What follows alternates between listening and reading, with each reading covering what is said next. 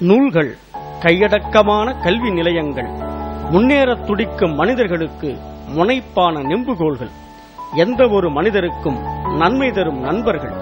வெறும் காகிதங்களால் தயாரிக்கப்பட்டவை அல்ல புத்தகங்கள், அவை காலத்தை கடந்து நிற்கும் கருத்துகளின் பொக்கிஷங்கள்.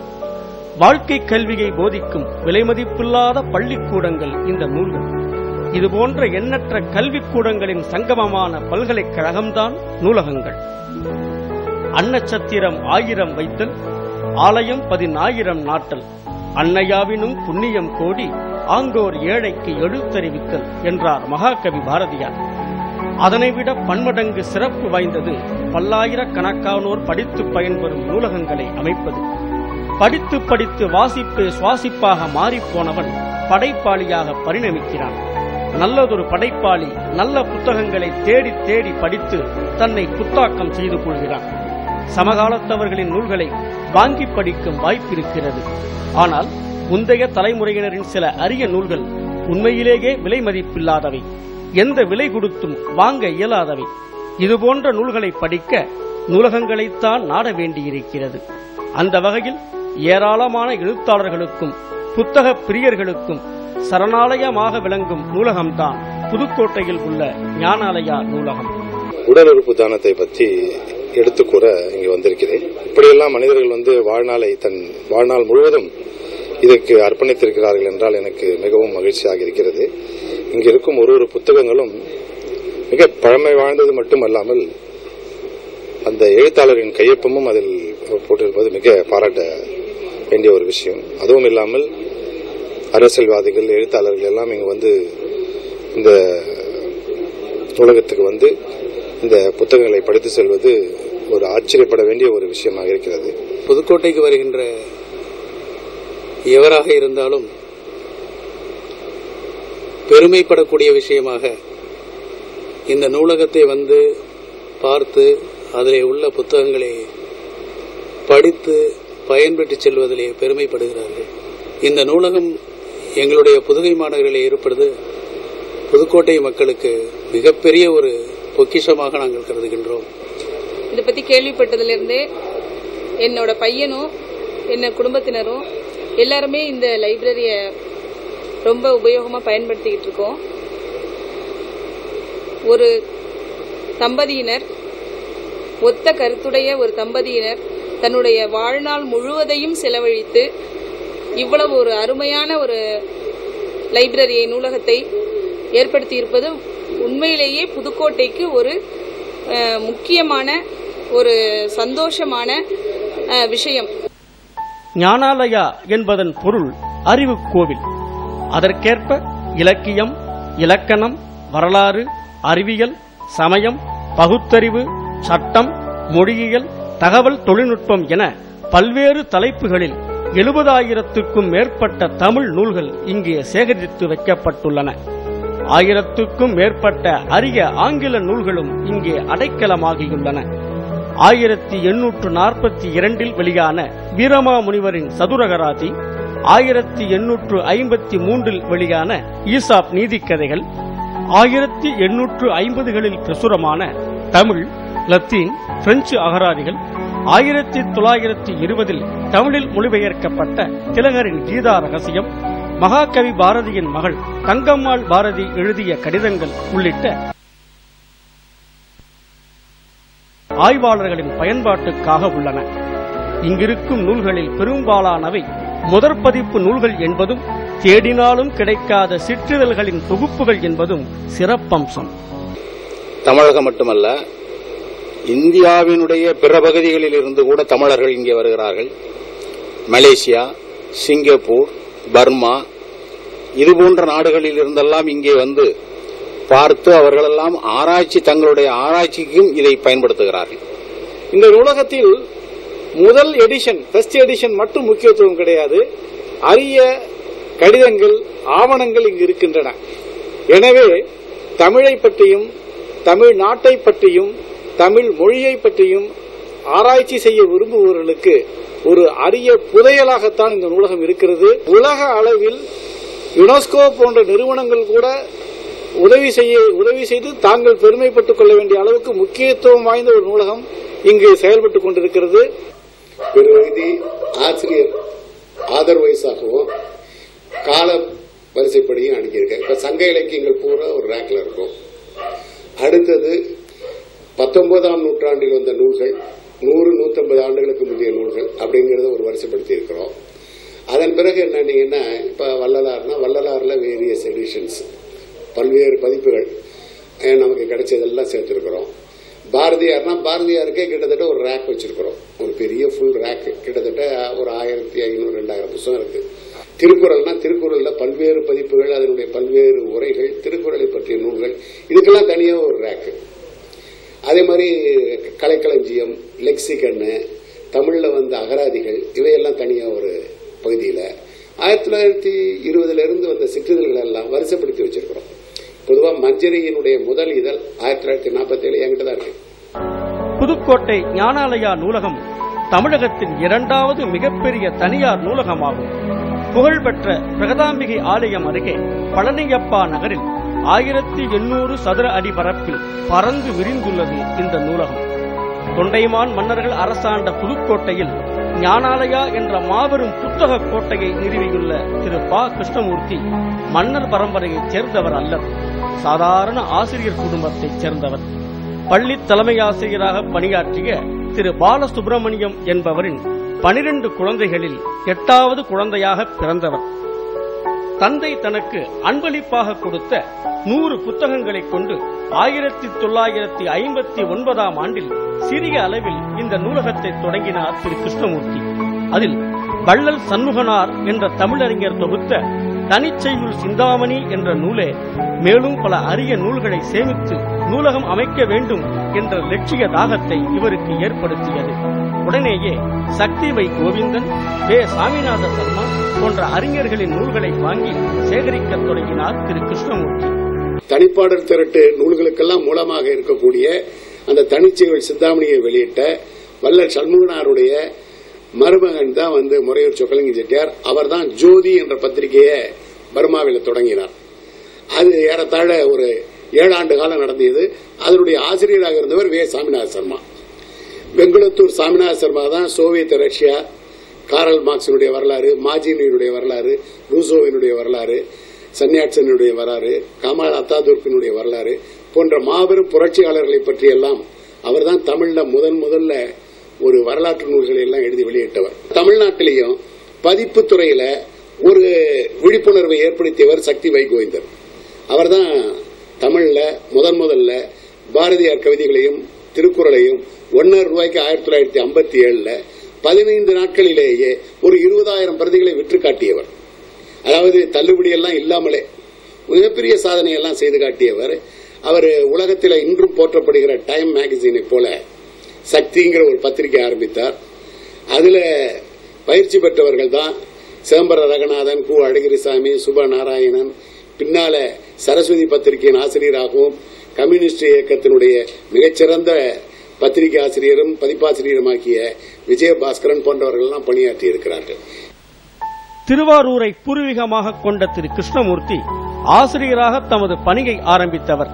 இவருக்கும் நூலகம் நடத்தும் சேவையில் இவருக்கு உறுதுணையாக இருக்கும் இவரது மனைவி திருமதி டோரதிக்கும் கிடைத்த ஓய்வூதிய பணம் மற்றும் சேமிப்பு தொகையான சுமார் 11 லட்சம் ரூபாயை கொண்டு 1999ஆம் ஆண்டில் ஞானாலயா நூலகத்துக்கு சொந்த கட்டடம் எழுப்பப்பட்டது. அது சரி, தமது நூலகத்தை புதுக்கோட்டையில் அமைக்க வேண்டும் என்ற எண்ணம் திரு கிருஷ்ணமூர்த்திக்கு எப்படி உருவானது? தென் தமிழ்நாட்டில் நல்ல ஆராய்ச்சி நூலகம் இல்லை. எதற்கெடுத்தாலும் சென்னையை நோக்கி எல்லாரும் செல்ல வேண்டி இருக்கிற காரணத்தினால தென்பகுதியில் ஒரு நல்ல ஆராய்ச்சி நூலகம் ஏற்படுத்தணும் அப்படிங்கிற ஒரு குறிக்கோளோட இந்த நூலகத்தை நாங்கள் ஏற்படுத்தணும். நான் புதுக்கோட்டையில் குடியேறியதற்கு காரணம், தமிழ்நாட்டில் உள்ள 12 பதிப்பாளர்கள் 10 பேர் நாட்டுக்கோட்டை நகரத்தார்.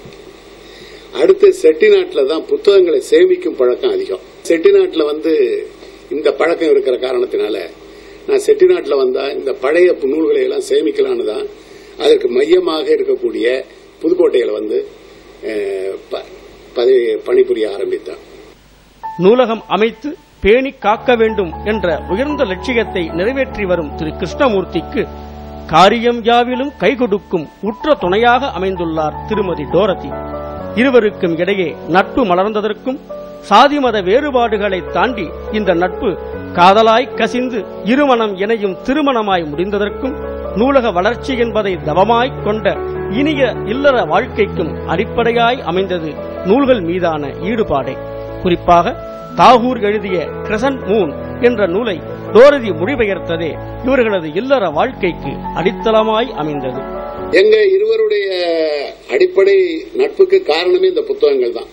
ரெண்டு பேரும் ஒன்னா பள்ளியில பணியாற்றி கொண்டிருக்கிற பொழுது தாகூருடைய கவிதைகளை எல்லாம் அவங்களுக்கு கொடுப்பேன். ஒரு நாள் கிருஷ்ணன் மூன்கிற அவருடைய ஒரு நூலை கொடுத்து படிச்சுட்டு வர சொன்னேன். அவங்க அன்று இரவு அதை படிச்சுட்டு அது ரொம்ப பிடிச்சிருந்தனா அன்னைக்கு இரவே உட்கார்ந்து அதை மொழிபெயர்த்து அந்த நூலை என்கிட்ட கொண்டாந்து காமிச்சாங்க. எனக்கு ராத்திரிக்குள்ளேயே மொழிபெயர்த்துட்டாங்கன்னு ரொம்ப ஆச்சரியமா இருந்தது. அப்பொழுது தாகூருடைய உடன் இருந்தவரும் அவருடைய கீதாஞ்சலி மற்ற நூல்களை எல்லாம் வெளியிடுவதற்காகவே தமிழ்நாட்டில் ஸ்டார் பப்ளிகேஷன் அப்படிங்கறத ஆரம்பித்தவரும் மிகப்பெரிய செட்டிநாட்டு மணி என்று பாராட்டப்பட்ட விஆர்எம் செட்டியாரு அப்ப காரைக்குடியில் இருந்தார் 65. அவருக்கு இந்த மொழிபெயர்ப்பு எப்படி இருக்குன்னு நீங்க கருத்து சொல்லுங்கன்னு அனுப்பிச்சிருந்தேன். அவர் என்ன செஞ்சாருன்னா ஒரு 2 மாசத்துல அது புத்தகமாவே போட்டு இந்த மொழிபெயர்ப்பு சிறப்பான மொழிபெயர்ப்பு, அதனால இதை புத்தகமாவே போட்டுட்டேன், நீங்க அதை ஏற்றுக்கொள்ளணும்னு அனுப்பிச்சு வச்சார். அப்புறம் அவரை நேரா சந்திக்க போனோம். அதன் பிறகுதான் அவரை நேரா சந்திக்க போனோம். அப்ப நேரா சந்திக்கின்ற பொழுது அவர் என்ன சொன்னாருன்னா, நீங்க 2 பேரும் வாழ்க்கையிலையும் இணைந்தீங்கன்னா ரொம்ப நல்லா இருக்கும் அப்படின்னு சொல்லி எனக்கு என்ன சொன்னாருன்னா, தாம்பத்தியம் என்பது வெறும் குழந்தை பேராக மட்டும் இருந்துடக்கூடாது, நீங்க ஒரு லட்சியத்தோட ஏதேனும் ஒரு விதத்துல தமிழ் இலக்கிய உலகத்துல ஒரு சில சாதனைகளை செய்யுங்க அப்படின்னாங்க. திருமணம் முடிந்ததும் செட்டிநாடு பகுதிகளுக்கு சென்று அரிய நூல்களை சேகரித்து வித்தியாசமான முறையில் தேனிலவு கொண்டாடியவர்கள் கிருஷ்ணமூர்த்தி டோரதி தம்பதியர்.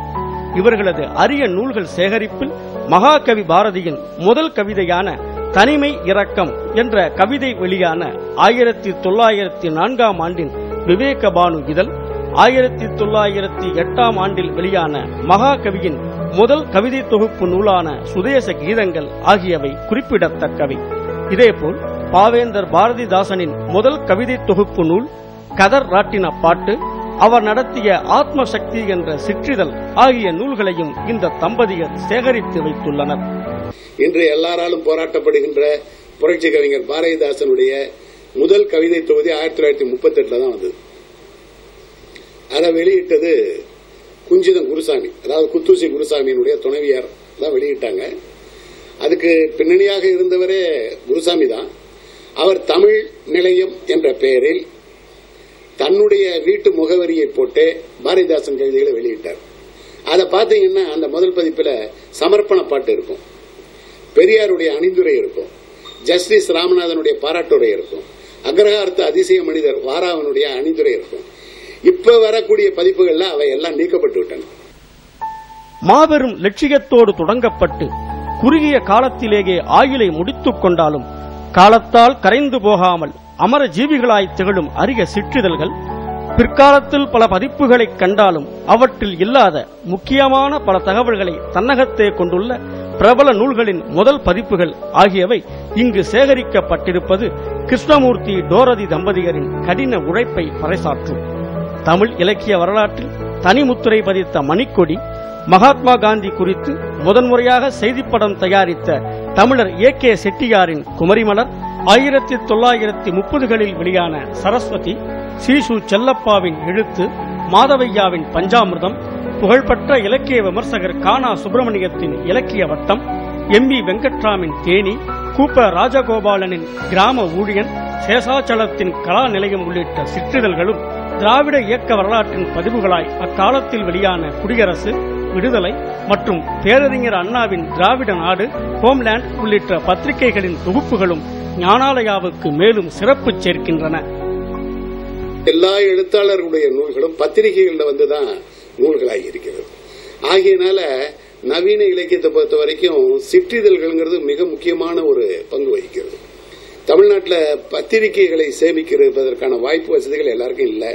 பெரிய நூலகங்களில் கூட சேமிக்கிறது இல்லை. ஆகையினால நாங்க தமிழ்ல வந்த நவீன சிற்றிதழ்கள், இலக்கிய இதழ்கள் எல்லாம் சேமிச்சுட்டு இருக்கோம்.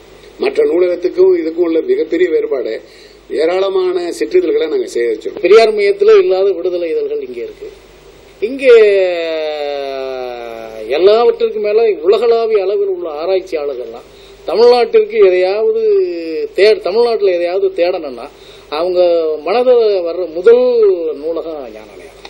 எதை பற்றி நீங்க ஆராய்ச்சி பண்ணணும்னு நினைக்கிறீங்களா அதை அந்த விஷயத்தை சொன்னாலே அந்த நூல் அவங்க கையில கிடைக்கும். அதுதான் ஞானாலயானுடைய அரிய சிறப்புன்னு நான் நினைக்கிறேன்.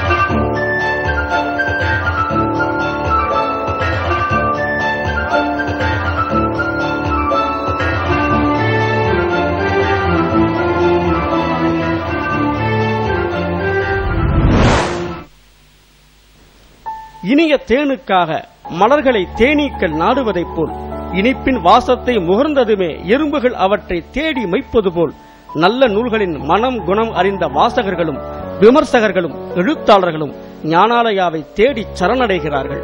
ஞானாலயா கிருஷ்ணமூர்த்தி பற்றி பேசுவது எனக்கு மிகுந்த மகிழ்ச்சி. அவரை பற்றி 15-20 ஆண்டுகள் முன்பே கேள்விப்பட்டிருந்தாலும் கூட ஒரு 5-6 ஆண்டுகள் முன்புதான் அவரோட நேரடி தொடர்பு ஏற்பட்டது. அதுவும் ஒரு அவசியத்தின் பேரில். எனக்கு ஒரு நூல் தேவைப்பட்டது. அந்த நூலை பல இடங்களில் தேடிக்கொண்டிருந்தேன். அது அந்த புத்தகம் ஒரு பதிப்பு ஒரு 60-70 வருடங்கள் முன்னாலேயே முடிந்து போய்விட்டது. அப்ப ரவி சுப்பிரமணியன் என்பவர் சொன்னார், நான் புதுக்கோட்டையில் போய் தேடி பார்க்கிறேன் என்றேன். புதுக்கோட்டையில் அவர் எனக்கு தெரியப்படுத்தினாலும் அந்த நூல் இங்கே இருக்கிறது. அப்படி என்றால் அதை ஒரு பிரதி எடுத்து வாருங்கள். அதே போல் அதை செய்தார் அவர். அது எனக்கு மிகவும் பயன்பட்டது. நான் ஒரு முறை புதுக்கோட்டைக்கு சென்றேன். அங்கே அந்த நூலகத்தில் அந்த இடத்தில் நான் 2 நாட்கள் செலவழித்தேன். இந்த 2 நாட்களும் ரொம்ப விசேஷமான நாட்கள். பல அரிய புத்தகங்களை அந்த நூலகத்தில் பார்த்தேன். அரிய தகவல்களை தொகுத்து வைத்திருக்கக்கூடிய ஒரு நூலமாக இந்த ஞானாலயா நூலகம் இன்று செயல்படுகிறது. இந்த நூலகத்தின் மூலமாக ஆராய்ச்சியாளர்களுக்கு எப்படியான பயன்கள் கிடைக்கின்றன என்று சொன்னால், எங்கும் கிடைக்காத அரிய இதழ்கள் அந்த நூலகத்தில் கிடைக்கின்றன. எங்கும் இல்லாத கையெழுத்து வடிவில் அமைந்தக்கூடிய குறிப்பாக இந்த கடிதங்கள் அல்லது பெரிய அறிஞருடைய கையெழுத்து பிரதிகள், இவைகள் போன்ற சிறு சிறு அறிக்கைகள், இவைகளெல்லாம் அந்த நூலகத்தில் கிடைக்கின்றன. இவை ஆராய்ச்சிக்கு மிக முக்கியமான. இதை விட்டு மிக அரிய நூல்களை தேடி தேடி சொந்த ஆர்வத்தின் மூலமாக தொகுக்கிற மரபு என்பதும் இந்த குறிப்பாக பெரியவர் கிருஷ்ணமூர்த்தி அவரிடம் இருப்பதனால் பல அரிய தொகுப்பு நூல்களையும் அவர் தொகுத்து வைத்திருக்கிறார். ஒரு நூலகத்திற்கு சென்றால் அங்கே ஒரு நூலகர் இருப்பார்.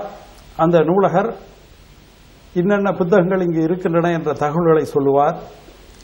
அதற்கு மேல் நீங்கள் புத்தகத்தை எடுத்துக்கொண்டு ஒரு மூலையிலே அமர்ந்து படித்துக் கொண்டிருப்பீர்கள். ஆனால் ஞானாலயா நூலகத்திற்கு நீங்கள் உள்ளே சென்றால் நீங்கள் புத்தகம் படிக்கிற பொழுது அங்கே ஒரு வாய்ஸ் ஓவர் வரும். கிருஷ்ணமூர்த்தியின் குரல் ஒலித்துக் கொண்டே இருக்கும். நீங்கள் என்ன புத்தகத்தை தேடுகிறீர்கள் என்று பார்த்தவுடனே இதனுடைய முதற் பதிப்பு எந்த ஆண்டிலே வந்தது, இந்த நூல் உருவாக்கிய விதம் என்ன, அது சம்பந்தமாக அப்பொழுது ஏற்பட்ட சர்ச்சைகள் என்ன என்ற இது போன்ற காரியங்களை எல்லாம் நீங்கள் கேட்காமலேயே அவர் சொல்லிக் கொண்டிருப்பார். அதனால் நான் ஞானாலயாவை a library with a commentator, a library with a vision, a library with a guide and a friend, a library with a voice over என்று குறிப்பிட விரும்புகிறேன். சித்தன்ன வாசலை பார்க்க வேண்டும், ஆவுடையார் கோவிலை பார்க்க வேண்டும், ஸ்ரீ பிரகதாம்பாள் கோவிலை பார்க்க வேண்டும், கொடும்பாளூர் கோவிலை பார்க்க வேண்டும் என்று வருகிறவர்கள் எல்லாம் இப்பொழுது ஞானாலயா என்ற பொக்கிஷத்தையும் பார்க்க வேண்டும் என்று வரும்பொழுது நாங்கள் எல்லாம் மிகுந்த பெருமிதத்தோடு இதிலெல்லாம் நாமும் ஒரு